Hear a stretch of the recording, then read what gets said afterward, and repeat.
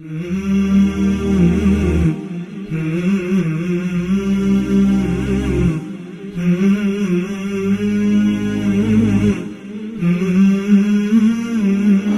علیکم ورحمۃ اللہ وبرکاتہ۔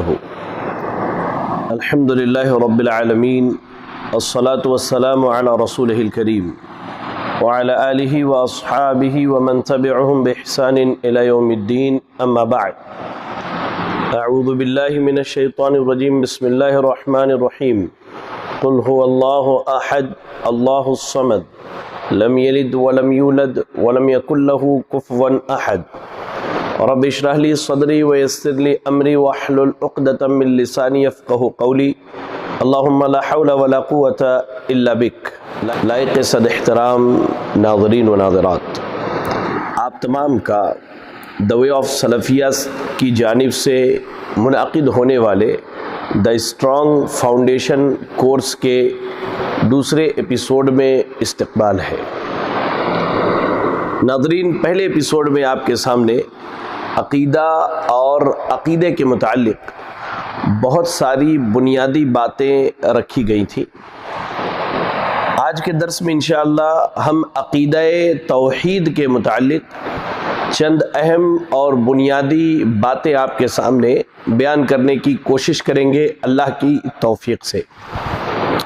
ناظرین، یاد رکھیں کہ توحید دین اسلام کی بنیاد ہے، اور توحید یہ بندے کے اوپر سب سے پہلا فرض ہے جس کا اقرار کرنا، جسے دل و جان سے قبول کرنا ہر مسلمان پر لازم ہے۔ توحید وہ چیز ہے جس کے بغیر انسان دائرہ اسلام میں داخل نہیں ہو سکتا، اور توحید ہی وہ چیز ہے جس کی دعوت کو پہنچانے کے لیے اللہ رب العالمین نے انبیاء علیہم السلام کی ایک بڑی تعداد کو اہل کائنات کی طرف مبعوث فرمایا۔ توحید ہی وہ چیز ہے جس کی بنیاد پر مسلمانوں اور کافروں کے درمیان جنگیں لڑی گئیں، اور جس توحید کی پاسداری کے لیے انگنت اہل اسلام نے اپنی جان اور مال کی قربانیاں پیش کی۔ توحید ہی ایک بنیادی اساس ہے جو ایمان اور کفر کے درمیان فرق کرنے والا ہے، اور توحید ہی وہ اہم عقیدہ ہے کہ انسان اگر اس کے تقاضوں کو پورا کر لے اور اس کے حقوق کو کما حقہ ادا کر دے تو انشاءاللہ اس کے اوپر جہنم حرام ہے، اور اگر توحید کے اندر خلل پیدا ہو جائے، توحید کے اندر جو ہے فساد اور بگاڑ کا وجود ہو جائے تو یاد رکھیں انسان کے اعمال رائگہ اور برباد ہو جاتے ہیں، اور اس کا ہمیشگی کا ٹھکانہ جہنم بن جاتا ہے۔ ناظرین، جب عقیدہ توحید کی اتنی اہمیت ہے تو حقیقی طور پر توحید کسے کہتے ہیں، اس کا معنی اور مفہوم کیا ہے، آئیے ذرا ہم اس پر غور کرتے ہیں۔ توحید کی تعریف کرتے ہوئے علامہ جرجانی رحمہ اللہ نے التعریفات کے اندر ارشاد فرمایا، التوحید ثلاثۃ اشیاء معرفۃ اللہ بالربوبیت و افراد اللہ بالوحدانیت و نفی الانداد منہ جملہ، یعنی توحید تین چیزوں کا نام ہے۔ علامہ جرجانی رحمہ اللہ فرماتے ہیں کہ توحید جو ہے وہ تین چیزوں کا نام ہے: اللہ کی ربوبیت کی پہچان، اس کی وحدانیت کا اقرار، اور تمام شریکوں کی نفی کرنا۔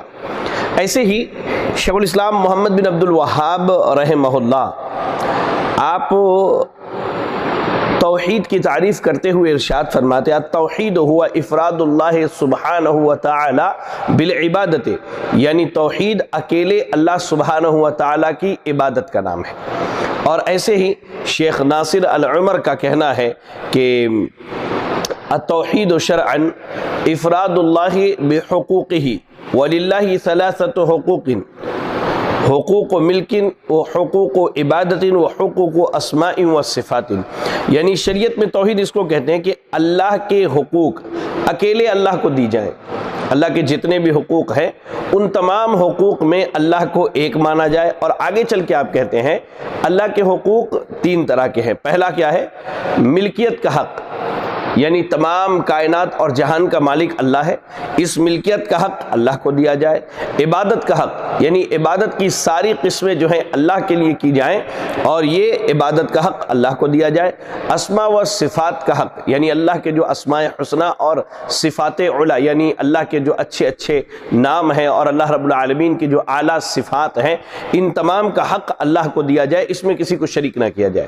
اب اگر ان تینوں تعریفات کو ہم جمع کریں تو توحید کا مفہوم کچھ اس طرح سے واضح ہوگا کہ اکیلے اللہ رب العالمین کو کائنات کا خالق مالک ماننا، تمام عبادات صرف اسی کے لیے بجا لانا اور اس کے اسماء و صفات میں اسے یکتا اکیلا اور تنہا تسلیم کرنا، یہ جو ہے توحید کی تعریف اور توحید کا معنی اور مفہوم ہے۔ اللہ اکبر۔ کلمہ توحید یعنی کلمہ لا الہ الا اللہ، یہ آپ یاد رکھیں۔ جب کلمہ توحید بولا جائے تو کلمہ توحید سے مراد کیا ہوتا ہے؟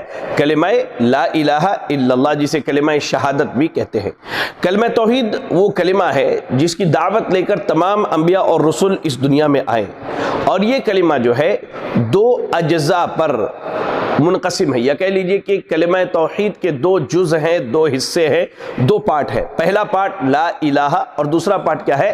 الا اللہ۔ یعنی پہلے پارٹ میں لا الہ جب کہا جاتا ہے تو بندہ اس میں کائنات کے اندر جن کی بھی عبادت کی جاتی ہے ان تمام معبودان باطلہ کے معبود ہونے کا انکار کرتا ہے۔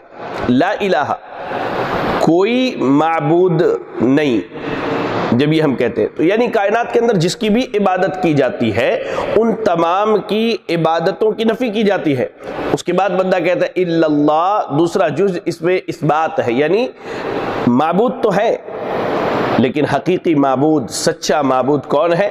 وہ اللہ رب العالمین کی ذات ہے۔ اللہ اکبر۔ یاد رکھے کہ لا الہ الا اللہ جو کلمہ توحید ہے یہ دو حصوں میں بٹا ہوا ہے، دو پارٹ میں ہے، دو جز میں ہے۔ پہلے جز نفی پر دلالت کرتی ہے اور دوسرا جز جو ہے اثبات پر۔ نفی یعنی تمام معبودان باطلہ کی نفی کی جاتی ہے اور اثبات اللہ کے لیے معبود ہونے کا اثبات کیا جاتا ہے۔ تو لا الہ الا اللہ کا معنی کیا بنا؟ لا الہ الا اللہ، کہ اللہ کے علاوہ کوئی معبود حقیقی، کوئی معبود برحق، کوئی سچا معبود نہیں ہے۔ اب یاد رکھیں قرآن مجید نے اسی چیز کو بیان کیا ہے کہ کائنات کے اندر تو معبود کئی ہو سکتے ہیں، عبادتیں کئی کی جا سکتی ہے، لیکن سچا اور حقیقی معبود، معبود برحق اگر کوئی ہے تو اللہ رب العالمین ہے۔ قرآن مجید کی اگر ہم تلاوت کریں تو اللہ رب العالمین نے قرآن مجید سورۃ البقرہ کی سورۃ الحج کی آیت نمبر 62 میں اللہ رب العالمین نے ارشاد فرمایا ذالک بأن اللہ هو الحق وأن ما يدعون من دونه هو الباطل وأن اللہ هو العلی الکبیر، کہ یہ سب اس لیے ہے کہ اللہ ہی برحق ہے، یعنی حقیقی اور سچا معبود کون ہے؟ اللہ رب العالمین ہے، اور اس کے علاوہ جن کو بھی پکارا جاتا ہے یہ سب کے سب باطل ہے، یہ سب کے سب کیا ہے؟ جھوٹے ہیں۔ اور کلمہ توحید کے اسی مفہوم کو اہل مکہ نے سمجھا تھا، یعنی اللہ کے علاوہ سارے معبود باطل اور جھوٹے ہیں اور اللہ ہی حقیقی برحق اور سچا معبود ہے۔ آپ پڑھیں قرآن مجید سورہ صاد کی آیت نمبر 5 میں اللہ رب العالمین نے کہا، جب اللہ کے نبی صلی اللہ علیہ وسلم نے لوگوں کو لا الہ الا اللہ کی دعوت دی، ایک اللہ کی دعوت کی طرف بلایا، ایک اللہ کی عبادت کی طرف بلایا، کلمہ توحید کی طرف بلایا، تو لوگوں نے کیا کہا؟ اجعل الآلہۃ الہ واحد ان ھذا لشیء عجاب، کہ کیا محمد صلی اللہ علیہ وسلم کہتے ہیں کہ سارے معبودوں کو چھوڑ دو، ایک اللہ کی عبادت کرو؟ یہ تو بڑی عجیب و غریب بات ہے۔ اور مزید اللہ رب العالمین نے سورہ صافات کی آیت نمبر 36، سورۃ الصافات آیت نمبر 36 میں اللہ نے کہا اِنَّا لَتَارِكُ آلِهَتِنَا لِشَاعِرٍ مَجْنُونٍ اِنَّا لَتَارِكُ آلِهَتِنَا لِشَاعِرٍ مَجْنُونٍ، کیا ہم ان تمام معبودوں کو چھوڑ دیں ایک پاگل اور دیوانے کی وجہ سے؟ اللہ اکبر۔ تو کلمہ لا الہ الا اللہ کا معنی اور مفہوم یہ ہے کہ حقیقی اور سچا معبود صرف اور صرف اللہ رب العالمین ہے. یعنی اس کا مفہوم صرف یہ مان لیا جائے کہ عبادت کے لائق صرف اللہ ہے تو یہ کافی نہیں ہے، بلکہ یہ مانا جائے کہ جن کی عبادتیں کی جاتی ہیں وہ باطل ہیں، ان کا انکار کیا جائے اور اللہ کو حقیقی اور سچا معبود مانا جائے. یہ دراصل عقیدہ توحید ہے، یہ توحید اور کلمہ توحید کا معنی اور مفہوم ہے. اب آئیے توحید کی اہمیت کو ہم دیکھتے ہیں. سب سے پہلی چیز، توحید تمام انبیاء اور رسل کی دعوت کا نقطۂ آغاز رہا ہے. میں نے اس سے پہلے بھی گزشتہ ایپیسوڈ میں آپ کے سامنے ایک بات کہی تھی کہ انبیاء علیہم السلام نے اپنی قوم میں پائی جانے والی خرابیوں اور بیماریوں کا جب علاج کیا تو ان میں سب سے زیادہ اگر کسی چیز کی طرف توجہ دی تو ان کے عقیدہ اور عقیدہ توحید کی طرف توجہ دی. آپ پڑھیں قرآن مجید، اللہ رب العالمین نے سورۃ الاعراف کی آیت نمبر 59 میں 59 میں اللہ رب العالمین نے ارشاد فرمایا لقد ارسلنا نوحا الى قومه فقال یا قوم اعبدوا اللہ ما لکم من الہ غیرہ. اس کے بعد اللہ رب العالمین نے ہود علیہ السلام کا تذکرہ کیا، پھر اللہ رب العالمین نے صالح علیہ السلام کا تذکرہ کیا، پھر اللہ رب العالمین نے شعیب علیہ السلام کا تذکرہ کیا. یہ ساری آیتیں اور سارے انبیاء کے ذکر جو ہے سورۃ الاعراف کے اندر ہی ہے. اللہ رب العالمین نے ان سب کے بارے میں کہا کہ یہ کیا کہتے، یا قوم اعبدوا اللہ ما لکم من الہ غیرہ، اے میری قوم کے لوگوں تم اللہ رب العالمین کی عبادت کرو، اللہ کے علاوہ تمہارا کوئی معبود برحق نہیں ہے. اور آپ دیکھیں یوسف علیہ السلام کو جب جیل میں قید کر دیا گیا تو وہ وہاں اپنے ساتھیوں کو دعوت دے کر کیا کہتے ہیں، یا صاحب السجن ارباب متفرقون خیر ام اللہ الواحد القہار ما تعبدون من دونه الا اسماء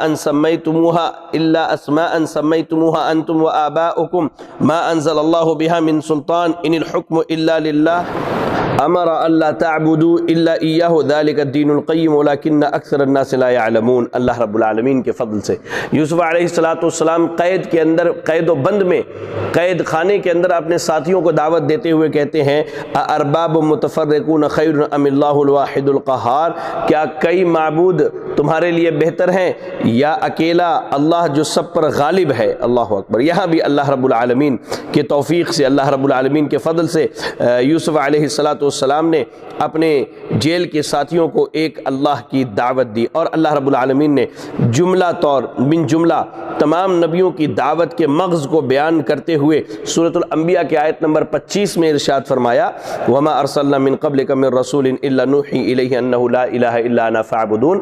اے نبی، ہم نے آپ سے پہلے جتنے بھی نبی اور رسول بھیجے ان سب کو اسی بات کی وحی کی کہ میرے سوا کوئی معبود برحق نہیں، اس لیے تم میری عبادت کرو.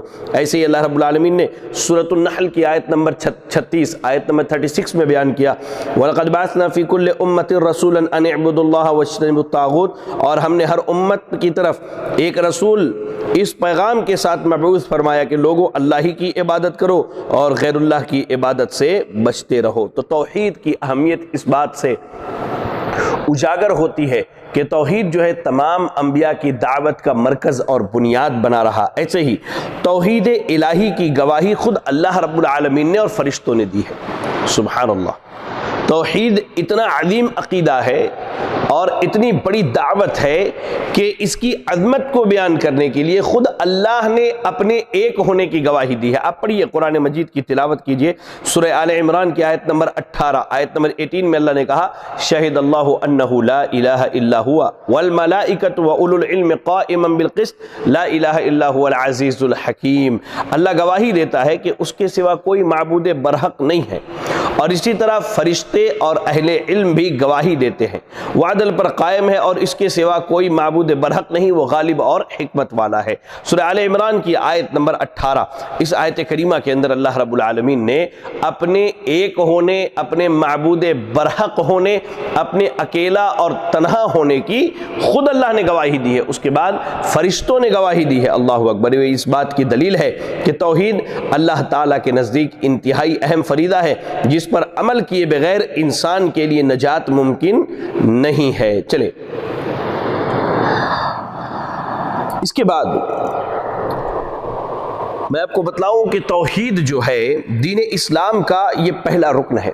یعنی وہ 5 ارکان جن پر دین اسلام کی بنیاد قائم کی گئی ہے، ان میں پہلی چیز جو ہے وہ توحید ہے۔ جیسا کہ آپ دیکھیں صحیح بخاری سے مسلم کی روایت ہے، سیدنا عبداللہ ابن عمر رضی اللہ تعالی عنہما حدیث کے راوی کہتے ہیں اللہ کے نبی صلی اللہ علیہ وسلم نے فرمایا بنی الاسلام علی 5 شہادت ان لا الہ الا اللہ وان محمد رسول اللہ الی آخر الحدیث۔ اسلام کی بنیاد 5 چیزوں پر ہے۔ سب سے پہلی چیز اس بات کی گواہی دینا کہ اللہ کے سوا کوئی معبود برحق نہیں اور محمد صلی اللہ علیہ وسلم اللہ کے رسول ہیں۔ تو دین اسلام کی بنیاد اور اسلام کا پہلا رکن کیا ہے؟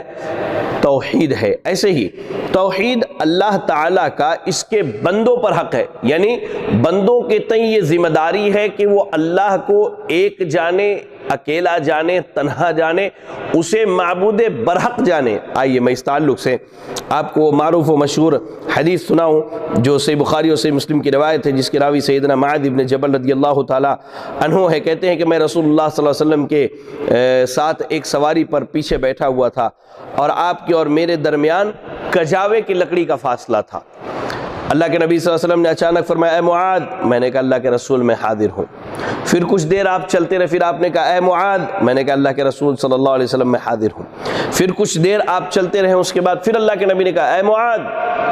سیدنا معاذ ابن جبل رضی اللہ تعالیٰ عنہ کہتے ہیں اللہ کے رسول میں حاضر ہوں۔ اللہ کے نبی صلی اللہ علیہ وسلم نے ان کی مکمل توجہ جب اپنی طرف دیکھی، تب آپ نے ان سے کہا اے معاذ هل تدری ما حق اللہ علی عبادہ، کیا آپ جانتے ہو کہ بندوں پر اللہ کا حق کیا ہے؟ تو انہوں نے کہا اللہ ورسولہ عالم، اللہ اور اس کے رسول زیادہ بہتر جانتے ہیں۔ آپ نے کہا حق اللہ علی عبادہ ان یعبدوہ ولا یشرکوا بہ شیئا، بندوں پر اللہ کا حق یہ ہے کہ بندے اس کی عبادت کریں، اس کی عبادت میں کسی کو شریک نہ کریں۔ یعنی بندوں کا حق کیا ہے اللہ پر؟ بندوں پر اللہ کا حق کیا ہے؟ بندوں کے تئیں اللہ کے متعلق کیا ذمہ داری ہے کہ وہ اللہ کو ایک جانے، ایک مانے، اسی کی عبادت کرے، اس کی عبادت میں کسی کو شریک نہ کرے۔ پھر اللہ کے نبی صلی اللہ علیہ وسلم کچھ دیر چلتے رہے، اس کے بعد کہا یا معاذ، اے معاذ، کہتے اللہ کے رسول صلی اللہ علیہ وسلم میں حاضر ہو۔ کہا هل تدری ما حق اللہ علی العباد اذا فعلوه، کیا تمہیں معلوم ہے کہ اگر وہ ایسا کر لیں تو اللہ تعالیٰ پر بندوں کا حق کیا ہے؟ تو انہوں نے کہا اللہ اور اس کے رسول جانتے ہیں۔ کہا حق اللہ، حق العباد علی اللہ اللہ یعذبہم، کہ اللہ پر بندوں کا حق یہ ہے کہ وہ انہیں عذاب میں مبتلا نہ کرے۔ تو اس حدیث سے یہ معلوم ہوا کہ اللہ تعالیٰ کا سب سے بڑا اور سب سے پہلا حق یہ ہے کہ اسی کو معبود مانے، سب کی سب عبادت اسی کے لیے خاص کرے، اس میں کسی کو شریک نہ ٹھہرائے۔ اور یہ بھی معلوم ہوا اس حدیث سے کہ اگر بندے اللہ کے اس حق کو ادا کرتے ہیں تو اللہ پر یہ حق بنتا ہے، اللہ کی ذمہ داری بنتی ہے کہ اللہ رب العالمین ایسے بندوں کو عذاب نہ دے، بلکہ اللہ نے انہیں جنت میں داخل کرنے کی ذمہ داری لی ہے۔ اللہ اکبر۔ آپ یاد رکھیں جس طرح اسلام کا پہلا رکن توحید ہے، ویسے ہی ایمان کا آغاز بھی توحید سے ہی ہوتا ہے۔ آپ مسیب رضی اللہ تعالی عنہ کی اس حدیث پر غور کریں جس میں ابو طالب کے وفات کا تذکرہ کیا گیا ہے۔ صحیح بخاری صحیح مسلم کی روایت ہے کہ جب ابو طالب کی وفات کا وقت آیا تو رسول اکرم صلی اللہ علیہ وسلم ان کے پاس آئے اور آپ نے دیکھا کہ ابو جہل اور عبداللہ ابن ابو امیہ بھی ان کے پاس بیٹھے ہوئے ہیں۔ چنانچہ اپنے چچا سے آپ نے کہا یا عمی قل لا الہ الا اللہ کلمۃ اشہد لک بہا عند اللہ، اے چچا آپ لا الہ الا اللہ کے اقرار کر لیں، یہ ایک ایسا کلمہ ہے جس کے بنا پر میں اللہ کے ہاں آپ کے حق میں گواہی دوں گا۔ اس پر ابو جہل اور عبداللہ ابن امیہ کہنے لگے دونوں اے ابو طالب کیا تم عبد المطلب کے دین کو چھوڑ دو گے؟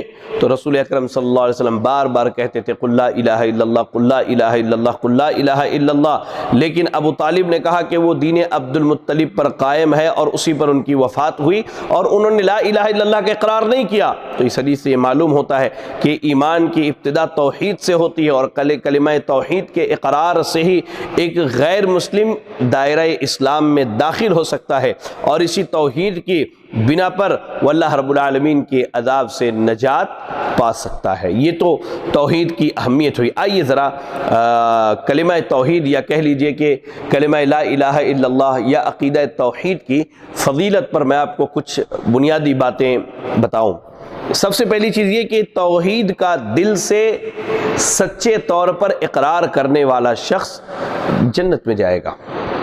سیدنا عثمان بن عفان رضی اللہ تعالی عنہ حدیث کے راوی ہیں، صحیح مسلم کی روایت کہتے ہیں اللہ کے نبی صلی اللہ علیہ وسلم نے فرمایا من مات وهو يعلم انه لا الہ الا اللہ دخل الجنہ، جس شخص کی موت اس حالت میں آئے کہ اسے یقین تھا کہ اللہ کے سوا کوئی معبود برحق نہیں، تو وہ جنت میں داخل ہوگا، وہ جنت میں داخل ہوگا۔ سیدنا جابر بن عبداللہ رضی اللہ تعالیٰ عنہ کی ایک بڑی مشہور حدیث ہے جسے امام مسلم نے اپنے صحیح میں نقل کیا ہے کہ اللہ کے نبی صلی اللہ علیہ وسلم کے پاس ایک شخص آیا اور کہا اللہ کے رسول دو واجب ہونے والی چیزیں کیا ہے، یعنی وہ دو کون سی چیزیں ہیں جو بندے کے اوپر واجب ہو جاتی ہیں؟ تو آپ نے کہا من مات لا یشرک باللہ شیئا دخل الجنہ و من مات یشرک باللہ دخل النار، جس شخص کی موت اس حالت میں آئے کہ وہ شرک نہیں کرتا وہ جنت میں جائے گا، اور جس شخص کی موت اس حالت میں آئے کہ وہ شرک کرتا تھا تو وہ جہنم میں اور آگ میں داخل ہوگا۔ اللہ اکبر۔ تو یاد رکھیں توحید کا دل سے اقرار کرنے والا شخص کیا ہے؟ انشاءاللہ وہ جنت میں جائے گا، وہ شخص کیا ہے؟ جنتی ہے۔ ایسے ہی عقیدہ توحید کا اقرار کرنے والا شخص ایسا ہے جس پر اللہ نے جنت کو جس پر اللہ رب العالمین نے جنت کو تو واجب کیا ہے اور اس پر جہنم کو حرام قرار دیا ہے۔ اللہ اکبر۔ ابو عبد الرحمن عبداللہ الصنابحی کا بیان ہے کہ جب سیدنا عبادہ ابن صامت رضی اللہ تعالی عنہ کی موت کا وقت قریب تھا تو میں ان کے پاس گیا اور ان کی حالت کو دیکھ کر کے مجھے بے ساختہ رونا آیا۔ اس پر انہوں نے کہا کہ ٹھہر جاؤ، کیوں روتے ہو؟ اللہ کی قسم اگر مجھ سے گواہی طلب کی گئی تو تمہارے حق میں ضرور گواہی دوں گا، اور مجھے اللہ نے شفاعت کی اجازت دی تو میں ضرور تمہارے حق میں شفاعت کروں گا اور جتنا ہو سکے گا تمہیں نفع پہنچانے کی کوشش کروں گا۔ پھر انہوں نے کہا میں نے اللہ کے نبی صلی اللہ علیہ وسلم سے جتنی بھی حدیثیں سنی ہیں وہ سب کی سب تمہیں بیان کر دی سوائے ایک حدیث کے جو میں آج تمہیں سنانے لگا ہوں۔ میں نے رسول اللہ صلی اللہ علیہ وسلم کو فرماتے ہوئے سنا من شہد ان لا الہ الا اللہ وان محمدا رسول اللہ حرم اللہ علیہ النار، جو اس بات کی گواہی دے کہ اللہ کے علاوہ کوئی معبود برحق نہیں اور محمد صلی اللہ علیہ وسلم اللہ کے رسول ہیں، حرم اللہ علیہ النار، اللہ نے اس پر جہنم کو حرام قرار دیا ہے۔ تو عقیدہ توحید کا اقرار کرنے والے شخص پر جہاں جنت واجب ہے انشاءاللہ، وہیں اللہ رب العالمین نے اپنی رحمت سے اپنے فضل سے اس کے اوپر جہنم کو حرام قرار دیا ہے۔ ایسے ہی عقیدہ توحید کی فضیلت میں ایک بات اور آپ کو میں بتلاؤں کہ آج دیکھیں دنیا میں لوگوں نے اپنے سفارشی مقرر کر لیے کہ فلاں جو ہے میرا سفارشی ہے وہ میری سفارش کرے گا، فلاں جو ہے میری شفاعت کرے گا، وہ اللہ رب العالمین کے میرے تعلق سے گواہی دے گا۔ تو اس تعلق سے آپ یاد رکھیں کہ قیامت کے دن رسول اللہ صلی اللہ علیہ وسلم جو سفارش کریں گے وہ صرف اور صرف اہل توحید کے لیے ہوگی اور اہل توحید کے علاوہ کسی کے لیے نہ ہوگی۔ آئیے اس تعلق سے میں آپ کو وہ حدیث سناؤں جو صحیح بخاری کی روایت ہے۔ سیدنا ابو ہریرہ رضی اللہ تعالی عنہ کا بیان ہے میں نے رسول اللہ صلی اللہ علیہ وسلم سے پوچھا کہ قیامت کے دن لوگوں میں سب سے بڑا خوش نصیب کون ہوگا جس کے حق میں آپ سفارش کریں گے؟ آپ صلی اللہ علیہ وسلم نے سیدنا ابو ہریرہ رضی اللہ تعالی عنہ کی حدیث سے محبت، حدیث سے لگاؤ اور اس سے دلچسپی کو دیکھتے ہوئے کہا لقد ظننت یا ابا ہریرہ، اے ابو ہریرہ میں نے یہ سوچا تھا کہ یہ بات آپ کے علاوہ کوئی نہیں پوچھے گا، کیونکہ آپ کو میری حدیثوں سے میری باتوں سے بڑی محبت ہے، بڑا لگاؤ ہے۔ آپ کی محبت اور حرص کو دیکھتے ہوئے میں نے سمجھا کہ آپ کے علاوہ یہ بات کوئی نہ پوچھے گا۔ پھر اللہ کے نبی صلی اللہ علیہ وسلم نے ان کے سوال کا جواب دیتے ہوئے کہا کہ اسعد الناس بشفاعتی یوم القیامہ من قال لا الہ الا اللہ خالصا من قلبہ کہ قیامت کے دن میری شفاعت کی سعادت اس شخص کو نصیب ہوگی جس نے دل کی گہرائیوں سے اخلاص کے ساتھ لا الہ الا اللہ کا اقرار کیا ہوگا۔ اور ایسے ہی سنن جامع ترمذی اور سنن ابن ماجہ کی روایت علامہ البانی نے اس کی سند کو صحیح قرار دیا ہے۔ سیدنا عوف بن مالک رضی اللہ تعالیٰ عنہ کہتے ہیں کہ اللہ کے نبی صلی اللہ علیہ وسلم نے فرمایا اتانی آت من عند ربی، کہ ایک آنے والا میرے رب کے پاس سے میرے پاس آیا اور مجھے اس بات کا اختیار دیا کہ میری آدھی امت جو ہے وہ جنت میں داخل ہو جائے یا میں سب کے لیے سفارش کروں، یعنی پوری امت کے لیے سفارش کروں۔ تو میں نے سفارش کو چن لیا اور یہ میری امت میں سے اس شخص کے لیے ہوگا جو اس حال میں مرے کہ اس نے شرک نہ کیا ہو۔ اللہ اکبر۔ لہذا پتہ یہ چلا کہ قیامت کے دن جو اللہ کے نبی صلی اللہ علیہ وسلم سفارش کریں گے یا آپ جو لوگوں کی شفاعت کریں گے وہ شفاعت اہل توحید کے لیے ہوگی اور اہل توحید کے لیے ہوگی اور ان کے لیے ہوگی جو اس حال میں دنیا سے گئے کہ انہوں نے شرک نہ کیا ہوگا۔ توحید کی وجہ سے اللہ رب العالمین بندے کے بڑے بڑے گناہوں کو بھی معاف کر دے گا۔ سیدنا ابو ہریرہ رضی اللہ تعالیٰ عنہ حدیث کے راوی ہیں، مسند امام احمد کی روایت ہے اور اس حدیث کی اصل جو ہے صحیح بخاری صحیح مسلم کے اندر موجود ہے۔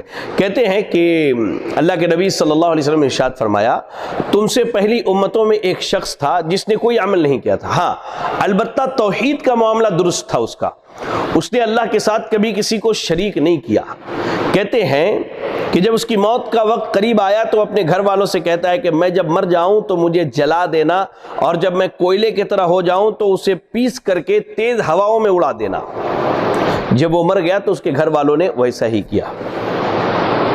پھر اللہ تعالیٰ نے اس کے تمام ذرات کو جمع کیا اور اللہ رب العالمین نے اس سے پوچھا اے آدم کے بیٹے تم نے ایسا کیوں کیا تھا؟ تو اس نے کہا اے میرے رب تیری ڈر کی وجہ سے۔ تو اللہ رب العالمین نے اس کی مغفرت کر دی حالانکہ اس نے توحید کے علاوہ کوئی بھی عمل نہیں کیا تھا۔ اللہ اکبر۔ تو یاد رکھیں توحید کی یہ برکت ہے کہ اللہ رب العالمین جو ہے اس کے ذریعہ بڑے بڑے گناہوں کو معاف کر دیتا ہے، حتیٰ کہ اگر دنیا میں انسان گناہ کبیرہ کا مرتکب ہو جائے اور بغیر توبہ کے مر جائے لیکن وہ اہل توحید میں سے ہے تو وہ جہنم میں سے نکال کر کے جنت میں داخل کیا جائے گا۔ سیدنا جابر ابن عبداللہ رضی اللہ تعالیٰ عنہ حدیث کے راوی ہے، مسند امام احمد کی روایت ہے اور ایسے ہی جامع ترمذی کی اور حدیث حسن صحیح درجے کی ہے۔ کہتے اللہ کے نبی صلی اللہ علیہ وسلم نے فرمایا يعذب ناس من أهل التوحيد في النار حتى يكون فيها حمما ثم تدركهم الرحمة فيخرجون ويطرحون على أبواب الجنة قال فيرش عليهم أهل الجنة الماء فينبتون كما ينبت الغثاء في حمالة السيل ثم يدخلون الجنہ۔ کچھ اہل توحید کو جہنم میں ان کے گناہوں کی سزا دی جائے گی یہاں تک کہ بالکل جب وہ جل کر کے کوئلے بن چکے ہوں گے تو اللہ رب العالمین کی رحمت ان کو پہنچے گی، چنانچہ انہیں جہنم سے نکال کر جنت کے دروازے پر پھینک دیا جائے گا اور اہل جنت ان کے اوپر پانی چھڑکیں گے جس سے وہ یوں اگیں گے جیسے سیلاب کے لائے ہوئے کوڑا کرکٹ میں نباتات اگتے ہیں، یعنی ان کے بدن بہت جلدی اپنی اصلی حالت میں لوٹ آئیں گے، پھر انہیں کیا ہے جنت کے اندر داخل کیا جائے گا۔ یاد رکھیں میرے بھائیوں کہ کلمہ توحید کی بے شمار فضیلتیں ہیں اور بے شمار جو ہے اس کے فضائل ہیں۔ یہاں تو بس ہم نے آپ کی یاد دہانی کے لیے کچھ چیزوں کو بیان کر دیا تاکہ وہ چیزیں ہمارے اور آپ کے ذہن میں رہیں۔ اب یہاں آپ کے سامنے اب ہم توحید کے اقسام کا تذکرہ کریں گے کہ توحید کی کتنی قسمیں ہیں اور توحید کو اہل علم نے کتنی قسموں میں بانٹا ہے۔ پہلی چیز یاد رکھیں توحید کی عام طور سے 3 قسمیں بیان کی جاتی ہیں، توحید ربوبیت، توحید الوہیت اور توحید اسماء و صفات۔ اور یہ توحید کی تینوں قسمیں جو ہے کہاں سے آئی؟ تو اس تعلق سے یاد رکھیں کہ اہل علم نے اس بات کو بیان کیا ہے کہ جب قرآن و سنت کے دلائل کا استقراء کیا گیا، انہیں پڑھا گیا، انہیں سمجھا گیا، تو توحید کی یہ 3 قسمیں جو ہیں وہ ابھر کر کے سامنے آئیں۔ توحید کی پہلی قسم توحید ربوبیت۔ ربوبیت کا لفظ جو ہے رببا کا مصدر ہے اور اسی سے لفظ رب بنا ہے، اور رب جو ہے وہ اللہ رب العالمین کی ذات ہے، اور وہ تمام چیزوں کا رب ہے اور تمام مخلوقات کا رب ہے، اس میں اس کا کوئی شریک نہیں ہے۔ اصطلاحی طور پر کہتے ہیں توحید ربوبیت کا معنی یہ ہے کہ اللہ رب العالمین کو اس کے افعال میں جو اس کے ساتھ خاص ہیں ان میں ایک جاننا۔ مثال کے طور پر خلق، ملک اور تدبیر، ان 3 چیزوں میں، اور اس کے علاوہ جیسے رزق، قبض اور بسط، مارنا، جلانا، دوبارہ اٹھانا، نفع پہنچانا، نقصان پہنچانا، ان تمام ربوبیت کے جتنے بھی معنی ہیں ان سب میں اللہ رب العالمین کو ایک جاننا۔ ٹھیک ہے، ان سب میں اللہ رب العالمین کو ایک جاننا۔ شیخ الاسلام امام ابن تیمیہ رحمہ اللہ فرماتے ہیں والرب، رب کسے کہتے ہیں؟ هو الذی یربی عبدہ فیدبرہ، کہ رب وہ ہے جو اپنے بندوں کا رب ہے اور ان کے معاملات کی وہ تدبیر کرنے والا ہے۔ تو اللہ رب العالمین کو اس کے خلق میں، اس کے ملک میں اور اس کی تدبیر میں ایک جاننا، یہ کیا ہے؟ یہ توحید ربوبیت ہے۔ اور اس کے تابع اللہ کی جتنی بھی صفات ہیں، جیسے اللہ کا رازق ہونا، اللہ کا بندوں کو پکڑنا، اللہ کا بندوں کو چھوڑ دینا، اللہ کا بندوں کو موت دینا، اللہ رب العالمین کا بندوں کو زندگی دینا، ایسے ہی موت کے بعد دوبارہ اٹھانا، بندوں کو نفع پہنچانا، ان سے مصائب کو دور کرنا، بندوں کو بیمار کرنا، انہیں شفا دینا، اور اس کے علاوہ جتنی صفات جو ربوبیت پر دلالت کرتی، ان تمام صفات میں کیا ہے؟ اللہ تعالیٰ کو اکیلا جاننا، اکیلا ماننا۔ آئیے اب ہم ان 3 امور پر بات کریں گے، اللہ کا خالق ہونا، اللہ کا مالک ہونا اور اللہ کا مدبر ہونا۔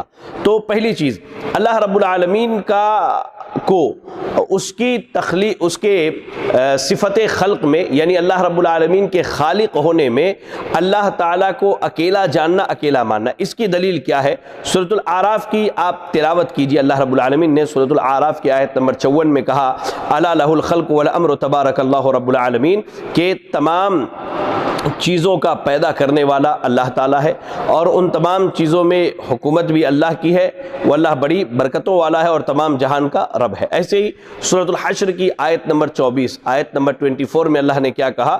وَهُوَ اللَّهُ الْخَالِقُ الْبَارِئُ الْمُصَوِّرُ، اللہ وہ ہے جو خالق ہے، اللہ وہ ہے جو خالق ہے۔ اللہ اکبر۔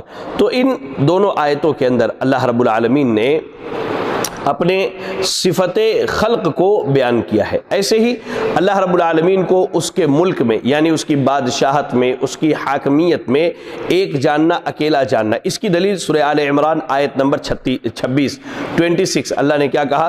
قل اللہم مالک الملک تؤتی الملک من تشاء وتنزع الملک ممن تشاء، کہہ دو اے اللہ تو تمام مالک الملک ہے، تو یعنی تمام قسم کی بادشاہت تیرے لیے ہے، تو ان کا مالک ہے، تو جسے چاہتا ہے حکومت اور بادشاہت عطا کرتا ہے اور تو جس سے چاہتا ہے حکومت اور بادشاہت کو چھین لیتا ہے۔ سورۃ الملک کی پہلی آیت پڑھی آپ، اللہ نے کیا کہا؟ تبارک الذی بیدہ الملک وہو علی کل شیء قدیر، بڑی برکت والا ہے وہ اللہ تعالیٰ جس کے ہاتھ میں تمام جہان کا ملک ہے، تمام جہان کی بادشاہت ہے اور وہ ہر چیز پر قادر ہے۔ چلے اس کے بعد تیسری چیز جو تھی وہ یہ کہ اللہ کو اکیلا اور تنہا مدبر ماننا، یعنی جب اللہ تعالیٰ پیدا کرنے والا ہے، جب اللہ رب العالمین ہمارا مالک ہے، تو ہمارے تمام تر امور میں تدبیر کرنے والا اور ان تمام تر امور کو کہہ لیجئے ان کا انتظام و انصرام کرنے والا اکیلا اللہ تعالیٰ ہے۔ اللہ اکبر۔ اللہ رب العالمین نے سورہ یونس کی آیت نمبر 3 میں ارشاد فرمایا ثم استوى علی العرش یدبر الامر، اللہ رب العالمین مستوی عرش ہوا اور وہی ہے جو تمام امور کی تدبیر کرتا ہے۔ تو یہ جو 3 صفات ہیں اللہ رب العالمین کی، ان تینوں صفات میں اللہ تعالیٰ کو اور اس کے علاوہ جتنی بھی صفات ہیں ان سب میں اللہ کو ایک ماننا، یہ توحید ربوبیت ہے۔ آپ کو معلوم ہونا چاہیے کہ مکہ کے جو مشرکین تھے اور کہہ لیجئے کہ دنیا کے اندر جتنے بھی شرک کرنے والے ہیں قریب قریب یہ سارے جو ہیں اللہ رب العالمین کی توحید ربوبیت کا اقرار کرتے ہیں، بلکہ بعض اہل علم نے تو یہاں تک کہا کہ کائنات کی ساری مخلوقات جو ہے اللہ کی ربوبیت کا اقرار کرتی ہیں، حتیٰ کہ کفار و مشرکین بھی اس چیز کا اقرار کرتے ہیں۔ جیسے اس کی دلیل کے طور پر اللہ نے سورہ لقمان آیت نمبر 25 آیت نمبر 25 میں کہا وَلَئِن سَأَلْتَهُم مَّن خَلَقَ السَّمَاوَاتِ وَالْأَرْضَ لَيَقُولُنَّ اللَّهُ، اگر آپ ان سے پوچھ لیں آسمان و زمین کا رب کون ہے تو یہ کہیں گے اللہ رب العالمین ہے۔ سورۃ المؤمنون آیت نمبر 88 اور 89 88 اور 89 میں کہا اللہ نے قُلْ مَن بِيَدِهِ مَلَكُوتُ كُلِّ شَيْءٍ وَهُوَ يُجِيرُ وَلَا يُجَارُ عَلَيْهِ إِن كُنتُمْ تَعْلَمُونَ سَيَقُولُونَ لِلَّهِ، آپ ان سے پوچھ لیجئے کہ تمام چیزوں کی بادشاہت کس کی ہے، وہ پناہ دیتا ہے، اس کے مقابلے میں پناہ کوئی نہیں دے سکتا، اگر تم جانتے ہو تو کہیں گے وہ اللہ رب العالمین ہے۔ حتیٰ کہ ابلیس بھی اللہ رب العالمین کی ربوبیت کا اقرار کرتا تھا۔ اللہ نے سورۃ الحجر کی آیت نمبر 39 آیت نمبر 39 میں کہا قال رب بما اغویتنی، کہا اے میرے رب، تو وہ اللہ رب العالمین کو رب مانتا تھا۔ اللہ اکبر۔ توحید ربوبیت کے جاننے کے بعد اب ہم آپ کے سامنے توحید کی جو دوسری قسم ہے توحید الوہیت، اس کا تذکرہ کرنا مناسب سمجھتے ہیں۔ توحید الوہیت سے مراد کیا ہے؟ توحید الوہیت سے مراد یہ ہے کہ پختہ طور پر یہ اعتقاد رکھا جائے کہ معبود برحق صرف اللہ تعالیٰ ہے، اس کے علاوہ جتنے بھی معبود ہیں وہ سب کے سب باطل ہیں، اور عبادت کی جتنی بھی قسمیں ہیں چاہے وہ ظاہری و باطنی ہو، جیسے نماز پڑھنا، روزہ رکھنا، زکوٰۃ دینا، حج کرنا، ایسے ہی دعا کرنا، مدد طلب کرنا، نظر ماننا، ذبح کرنا، توکل کرنا، خوف کھانا، امید رکھنا، محبت کرنا، تمام ظاہری اور باطنی یعنی بدنی اور قلبی ان تمام عبادتوں کو صرف اور صرف اللہ کے لیے خاص کرنا، اور عبادت کی کسی قسم کو بھی اللہ کے علاوہ کسی کے لیے نہ خاص کیا جائے اور اس میں کسی کو شریک نہ کیا جائے۔ توحید کی اسی قسم کو توحید عبادت بھی کہتے ہیں۔ توحید الوہیت ہی اصل توحید ہے۔ یاد رکھیے آپ ایک چیز کو کہ توحید الوہیت ہی اصل توحید ہے، جس کی دعوت کو لے کر تمام پیغمبر، تمام انبیاء اور رسول آئے، یہیں سے ان کے دین کی دعوت کی ابتدا ہوئی، اور کہہ لیجئے کہ توحید ہی دین کی ابتدا ہے اور توحید ہی دین کی انتہا ہے، اور پیغمبروں کی پہلی اور آخری دعوت جو ہے دعوت توحید رہی، جیسا کہ اللہ رب العالمین نے سورۃ الانبیاء کی آیت نمبر 25 میں کہا وَمَا أَرْسَلْنَا مِن قَبْلِكَ مِن رَّسُولٍ إِلَّا نُوحِي إِلَيْهِ أَنَّهُ لَا إِلَهَ إِلَّا أَنَا فَاعْبُدُونِ، اے نبی ہم نے آپ سے پہلے جتنے بھی رسول بھیجا ان سب کو اسی بات کی وحی کی کہ أَنَّهُ لَا إِلَهَ إِلَّا أَنَا فَاعْبُدُونِ، کہ اللہ تعالیٰ ہی حقیقی اور معبود برحق ہے، اس کے علاوہ کوئی معبود نہیں، لہذا تم اسی رب کی عبادت کرو۔ اللہ اکبر۔ ابھی ہم نے آپ کو بتایا کہ اللہ تعالیٰ ہی خالق ہے، اللہ ہی مالک ہے، اللہ ہی مدبر ہے، اللہ ہی رازق ہے۔ جب تمام صفات جب اللہ کے اندر پائی جاتی ہیں تو اللہ ہی ہے جس کی عبادت کی جائے گی۔ اسی لیے اللہ رب العالمین نے ہماری اور آپ کی تخلیق کی، جیسا کہ اللہ نے کہا وَمَا خَلَقْتُ الْجِنَّ وَالْإِنسَ إِلَّا لِيَعْبُدُونَ، کہ ہم نے انسانوں اور جنوں کو اپنی عبادت کے لیے پیدا کیا۔ تو بعض علماء نے اس کی تفسیر کرتے ہوئے کہا إِلَّا لِيُوَحِّدُونَ، تاکہ وہ ایک اللہ کی عبادت کرے۔ تو اس آیت کریمہ میں اللہ نے صفت خلق کو بیان کیا، اور اس کے بعد یعبدون بنیادون کے ذریعہ توحید کو بیان کیا، تو پتہ یہ چلا کہ توحید ربوبیت یہ توحید الوہیت کو مستلزم ہے، اس کے ساتھ جڑا ہوا ہے اور چمٹا ہوا ہے۔ یاد رکھیں توحید الوہیت کی بنیاد دو چیزوں پر ہے میرے بھائی۔ آپ تمام ناظرین اور ناظرات کو یہ بات یاد رکھنی چاہیے کہ توحید الوہیت کی بنیاد جو ہے وہ دو چیزوں پر ہے۔ ایک یہ کہ عبادت کی تمام انواع و اقسام صرف اللہ کے لیے خاص کیا جائے، خالق کے حقوق میں مخلوق کو کچھ بھی نہ دیا جائے، لہذا غیر اللہ کے لیے نہ نماز پڑھی جائے گی، نہ سجدہ کیا جائے گا، نہ نظر مانی جائے گی، نہ اس پر توکل کیا جائے گا، اور نہ ہی اس سے امید باندھی جائے گی، نہ ہی اس سے خوف کھایا جائے گا۔ یعنی عبادت کی جتنی بھی قسمیں ہیں ان تمام کو کس کے لیے؟ اللہ رب العالمین کے لیے خالص کرنا۔ توحید الوہیت کی بنیاد دو چیزوں پر ہے۔ پہلی چیز کیا ہے؟ عبادت کی تمام انواع و اقسام کو اللہ کے لیے خاص کرنا، جیسا کہ اللہ نے سورۃ الزمر کی آیت نمبر 3 میں فرمایا الا للہ الدین الخالص، کہ خبردار دین خالص اللہ ہی کے لیے ہے۔ اور توحید الوہیت کی جو دوسری بنیاد ہے وہ یہ ہے کہ عبادت اللہ کی جائے لیکن اس کے رسول جناب محمد رسول اللہ صلی اللہ علیہ وسلم کے طریقے کے مطابق، کیونکہ لا الہ الا اللہ کے اقرار کے ذریعہ ہم نے عبادتیں جہاں اللہ کے لیے خاص کی، وہیں محمد رسول اللہ کے اقرار کا تقاضا یہ ہے کہ جو طریقہ اللہ کے نبی صلی اللہ علیہ وسلم نے سکھایا ہے اسی طریقے کے مطابق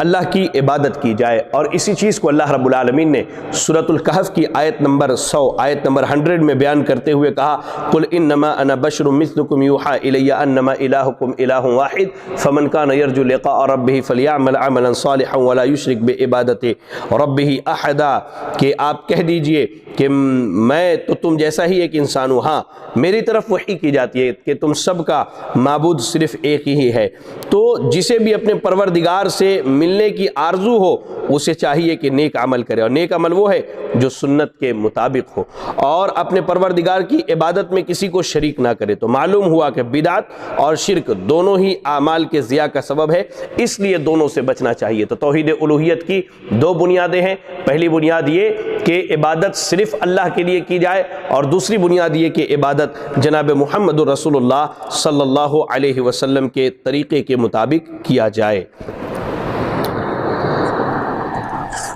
توحید الوہیت یہ بڑا اہم مسئلہ ہے میرے بھائیوں، اور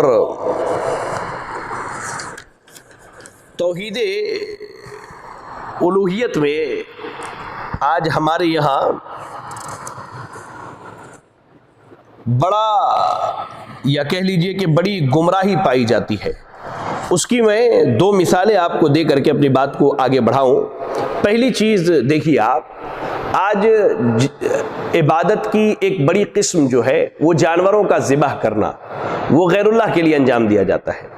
آپ دیکھیں ہر مہینے کی 11 تاریخ کو یا 11ویں شریف کے نام پر، شیخ عبد القادر جیلانی رحمہ اللہ کے نام پر یا ان کے نام کی نظر دی جاتی ہے اور اس میں جانور ذبح کیا جاتا ہے۔ بعض لوگ تو جناتوں اور شیاطینوں کو خوش کرنے کے لیے ان کے نام پر جانور ذبح کرتے ہیں، جبکہ اللہ نے کیا کہا فَصَلِّ لِرَبِّكَ وَانْحَرْ، سورۃ الکوثر کی آیت نمبر 2 میں اللہ نے کہا کہ اپنے رب کے لیے نماز پڑھیں اور اسی کے لیے قربانی کرے، اور اللہ نے سورۃ الانعام میں کیا کہا آیت نمبر 162 کے اندر قُلْ إِنَّ صَلَاتِي وَنُسُكِي وَمَحْيَايَ وَمَمَاتِي لِلَّهِ رب العالمین، اور آیت نمبر 163 میں اللہ نے کہا 163 میں لا شریک لہ وبذلک امرت وانا اول المسلمین، کہ انسان کی نماز، اس کی قربانی، اس کا جینا مرنا سب اللہ کے لیے، جس میں اللہ کا کوئی شریک نہیں ہے۔ اللہ اکبر۔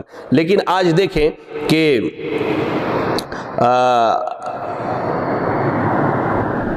جانور جو ہے غیر اللہ کے نام پر ذبح کیا جا رہا ہے، اور ایسے ہی ایک بڑی عبادت جو ہے نذر و نیاز اور چڑھاوا چڑھانا، یہ صرف اللہ کے لیے ہونی چاہیے، یہ ایک عبادت ہے، جیسا کہ اللہ رب العالمین نے سورۃ الدہر کی آیت نمبر 7 آیت نمبر 7 میں کیا کہا یوفون بالنذر ویخافون یوما کان شرہ مستطیرا، اللہ کے نیک بندے صرف اللہ ہی کے لیے نذر مانتے ہیں اور پھر اس نذر کو پورا کرتے ہیں اور اس دن سے ڈرتے ہیں جس کی برائی چاروں طرف پھیل جانے والی ہے۔ اللہ اکبر۔ تو اللہ نے اپنے نیک بندوں کی صفت یہ بیان کی کہ وہ نذر مانتے ہیں تو اللہ رب العالمین کے لیے نذر کو پورا کرتے ہیں۔ اللہ اکبر۔ لیکن آج دیکھیں، آج نذر و نیاز غیروں کے نام پر ہو رہے ہیں، چڑھاوے چڑھائے جا رہے ہیں، قبروں کے اوپر چڑھاوے چڑھائے جا رہے ہیں، مزاروں کے اوپر چادریں چڑھائی جا رہی ہیں، یہ نذر و نیاز، یہ ساری چیزیں جبکہ عبادت کی قسموں میں سے ہے، اور عبادت کی قسموں میں اللہ رب العالمین کو کسی کو شریک نہیں کیا جا سکتا میرے بھائیوں۔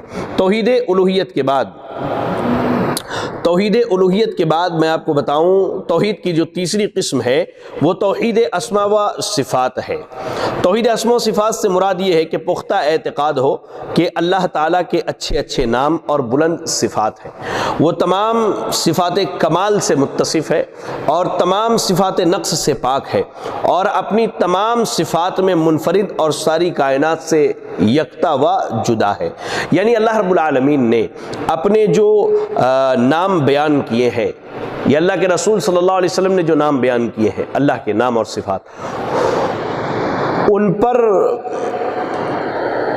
اعتقاد رکھا جائے، اور ان اچھے اور یہ یقین رکھا جائے کہ اللہ کے جتنے بھی نام ہیں وہ اسماء حسنہ ہے، یعنی اچھے اچھے نام ہیں، اور اللہ کی جتنی صفاتیں وہ صفات علا ہے، یعنی وہ بلند صفات ہیں، اور ان تمام صفات میں اللہ تعالیٰ کمال سے متصف، یعنی وہ صفات اللہ کی مکمل ہیں، ان میں کسی طرح کا کوئی نقص اور کمی نہیں پائی جاتی، اور اللہ اپنے تمام صفات میں منفرد ہے، اکیلا ہے، اس میں اللہ کا کوئی شریک نہیں۔ اسماء و صفات پر ایمان لانے کا طریقہ یہ ہے کہ ان تمام اسماء و صفات پر من و عن ایمان لایا جائے جو اللہ تعالیٰ نے خود اپنے لیے بیان کیے ہیں، اور جو اللہ کے رسول صلی اللہ علیہ وسلم نے اللہ کے لیے بیان کیے، بغیر تمثیل، یعنی اس کی انسانوں سے تشبیہ نہ دی جائے، بغیر تکییف کے، یعنی ان صفات کی اور ان ناموں کی کیفیت نہ بیان کی جائے، بغیر تعطیل کے، تعطیل یعنی اللہ کے صفات میں سے کسی چیز کا انکار نہ کیا جائے، اور بغیر تحریف کے،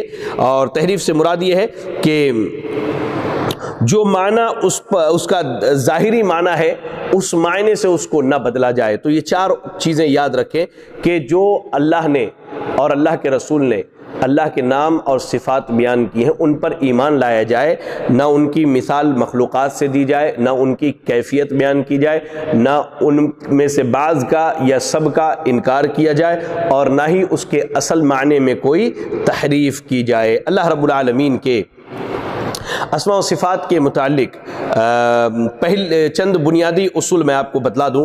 پہلا اصول یہ ہے کہ اللہ کے جتنے بھی نام ہیں وہ حسنہ ہیں، اور جتنے صفات ہیں وہ علیہ ہیں، یعنی اللہ کے نام جو ہے وہ اچھے ہیں، اور اللہ رب العالمین کی جو صفات ہیں وہ بلند ہیں۔ اللہ نے قرآن مجید سورۃ الاعراف کی آیت نمبر 180 میں فرمایا للہ الاسماء الحسنى فادعوه بها وذروا الذین یلحدون فی اسمائہ، اللہ کے اچھے اچھے نام ہیں، لہذا ان ناموں سے اللہ کو پکارو، اور جو اللہ کے نام میں الحاد کے شکار ہیں انہیں چھوڑ دو۔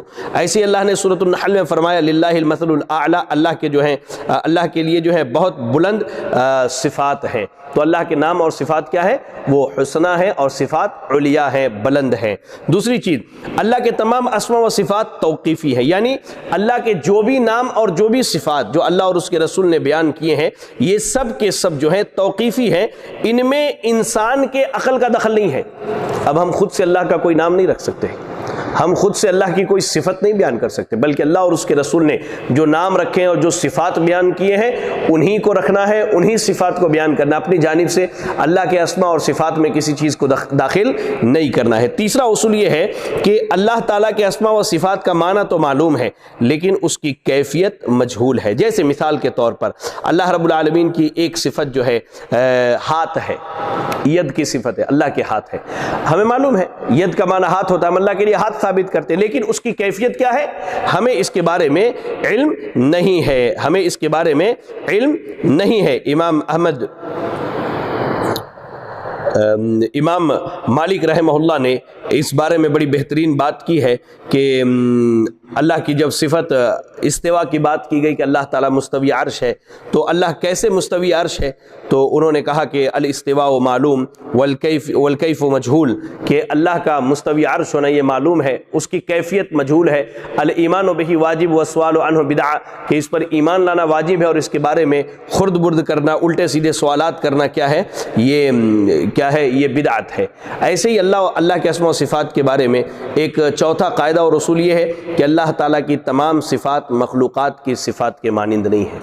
اللہ کی جتنی بھی صفات ہیں وہ مخلوقات کے صفات کے معنی نہیں. جیسے ایک مثال دیتا ہوں, اللہ نے سورۃ الشورى کی آیت نمبر 11 آیت نمبر 11 میں کیا کہا؟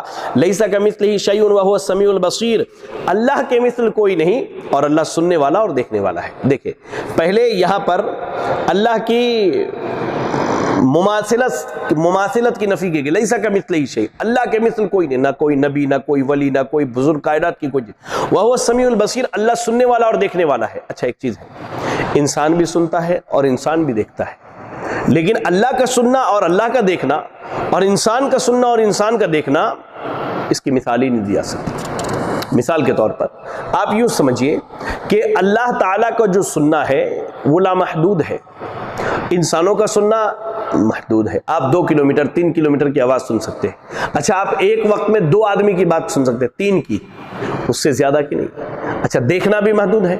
اللہ تعالیٰ تو پتھر کے نیچے دبے ہوئے چھوٹے چھوٹے کیڑے مکوڑوں کی حرکتوں سے واقف ہے. درخت کا کوئی پتا بغیر اللہ کے علم کے نہیں گرتا, لیکن انسان کا دیکھنا محدود ہے جبکہ اللہ کا دیکھنا لامحدود ہے. اس لیے اللہ رب العالمین کی جو صفات ہے وہ مخلوقات کے مانند نہیں. تو اسماء و صفات کے باب میں یہ 4 بنیادی اصول یاد رکھیں. پہلی چیز کہ اللہ کے جتنے بھی نام ہیں وہ حسنہ ہیں اور جتنی بھی صفات ہیں وہ علیٰ ہے. دوسری چیز اللہ رب العالمین کے اسماء و صفات توقیفی ہیں, وہ اللہ اور اللہ کی جانب سے اس میں انسان کا کوئی دخل نہیں ہے. تیسری چیز اللہ کے تمام اسماء و صفات کا معنی معلوم ہے لیکن اس کی کیفیت, اس کی حالت مجہول ہے. اور چوتھی چیز جو ہے اللہ کی صفات مخلوق کے صفات کے مانند نہیں ہے. چلے تو یہ کچھ باتیں تھی توحید کے تینوں اقسام کے تعلق سے.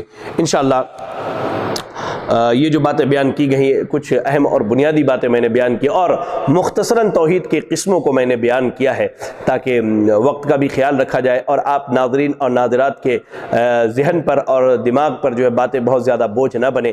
اللہ سے دعا کیجئے کہ اللہ رب العالمین ہمیں اور آپ کو عقیدہ توحید کو سمجھ کر جان کر اس کے مطابق عمل کرنے کی توفیق عطا فرمائے. اللہ تعالیٰ جب تک دنیا میں زندہ رکھے عقیدہ توحید پر زندہ رکھے اور ہمارا خاتمہ ہو تو ایمان و اسلام کی حالت میں ہو. آمین. وآخر دعوانا ان الحمد للہ رب العالمین. جزاکم اللہ خیرا. السلام علیکم ورحمۃ اللہ وبرکاتہ.